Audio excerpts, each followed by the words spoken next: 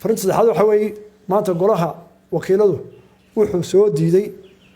fadhigoodii ay fadhiisteen labadii xubnood ee labada xisbi mucaaradka soo gudbiyeen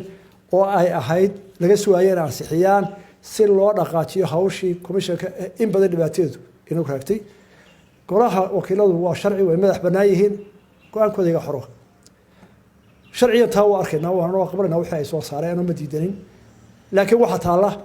talada dalka iyo danta dalku maanta waxay ku jirtaa inaanu isu wadano komishanka dhibtiisa wuxuu ina gaarsiiyey 2 sanadood dheeraad wajiyaal badan buu leeyahay ayuu lahaa khilaaf badan baa ka jiray dalkoo dhan baa ku jira dhibaato 2 sanadood iyo hay'ad oo khilaaf caankaas oo laga murmayay waynu soo afjarray iyadoo oo qaranku maanta midaysan yahay oo wax walba laga heshiiyey oo xisbiyada mucaaradka la ogoleysiiyay labadii keenay ogolaadeen oo ummadii kale raacsanayd iyo wixii khilaaf aanu dhamaynay oo ay ahayd midnimada inaynu u dhaqaaqno oo aynu doorasho igsana haddii ilaahay balaada naga dul qaado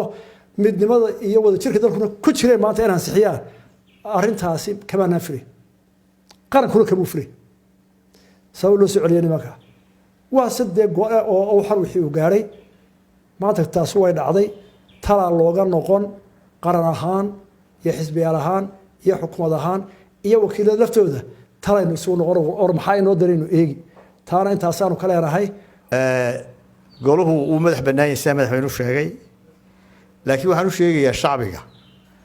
inaan diidmadaasi waxba ka bedelaynin in doorashadii qabsoonto doorashadii way qabsoomaysaa arrinta xubnaha la diidayna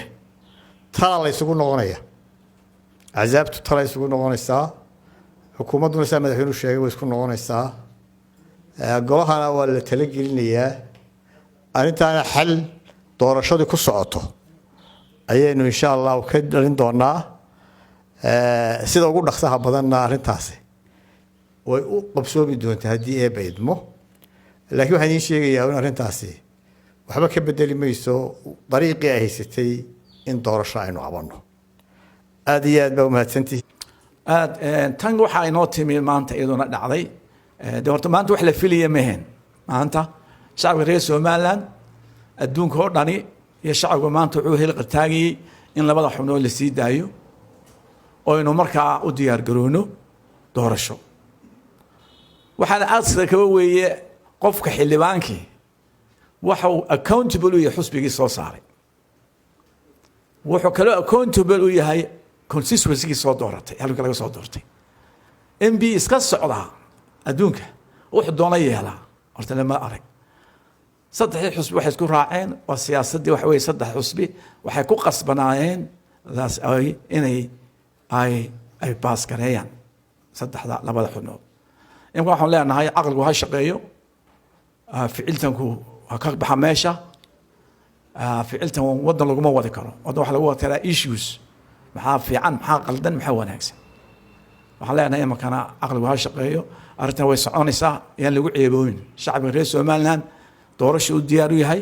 dowladdu doorasho bay u diyaar tahay asxaabtu diyaar bay u tahay ciddii is hortaagtaa dayadu ma isqaawisay oo xisiyaashay marka insha allahu tacaala waxaan leenahay iyagana in si dhaqso ah arrintaas inooga dhammaato adduunku wayna sugayaa waad ogeed maalintii dhaweyto aynu heshiiska samaynay durbe lacag baa la soo daayay lacagtii macaawanadii adduunku waxay ku xidhanta doorashada